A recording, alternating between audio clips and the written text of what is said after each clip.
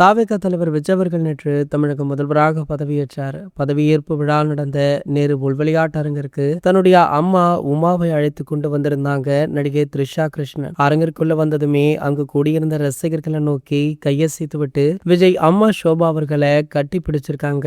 Vijay sir பதவியேற்றுக் கொண்ட போது த்ரிஷா கிருஷ்ணன் அவர்கள் கண் கலங்கியுமே இருக்காங்க. அப்போது எடுக்கப்பட்ட வீடியோவை பார்த்த தளபதி ரசிகர்களோ, த்ரிஷா மாதிரி ஒரு நல்ல தோழி கிடைக்க அண்ணன் கொடுத்து வச்சிருக்கணும். த்ரிஷாவுடைய ராசியால தான் எங்கள் அண்ணன் என்று முதல்வராகியிருக்கார். இன்னும் அவருக்கு நிறைய நல்லது நடக்கவிருக்கு அப்படின்னு சோசியல் மீடியாக்கள்ல ஒரு சில விஷயங்களை ஷேர் பண்ணிருக்காங்க. இதற்கிடையே போலீஸ் கான்வாயுடன் த்ரிஷா அவர்கள் எதற்கு நேரு விளையாட்டு அரங்கிற்கு வந்தார், அவருக்கு எந்த அடிப்படையில போலீஸ் பாதுகாப்பு வழங்கப்பட்டது அப்படின்னு சிலர் கேள்விகளை எழுப்பியிருக்காங்க. இந்த நிலையில விஜய் அவர்களை பிரிந்து வாழும் மனைவி சங்கீதா சொர்ணலிங்கம், மகன் ஜேசன், மகள் திவ்யா சாஷா ஆகியோர் இந்த விழாவில் கலந்து கொள்ளல அப்படின்ற கேள்வியுமே இருந்திருக்கு. இதற்கெல்லாம் முற்றுப்புள்ளி கொடுக்கும் விதமாக தற்போது ஒரு சில தகவல்கள் வைரலுமே ஆகிட்டு இருக்கு. அதாவது விஜய் அவர்கள் அவருடைய குடும்பத்தை பிரிந்துதான் இருக்கார் அப்படின்ற தகவல் உறுதி செய்யப்பட்டிருக்கு. மேலும் பாத்தீங்கன்னா ஃபியூச்சர்ல த்ரிஷா அவர்கள் தமிழகத்துடைய துணை முதல்வராகலாம் அப்படின்ற பேச்சுமே போயிட்டு இருக்கு. இதற்கான சாத்தியக்கூறுகள் அதிகமாக இருப்பதாக சொல்லப்படுது. இது போன்ற செய்திகளை பத்தி நீங்க உடனே தெரிஞ்சுக்க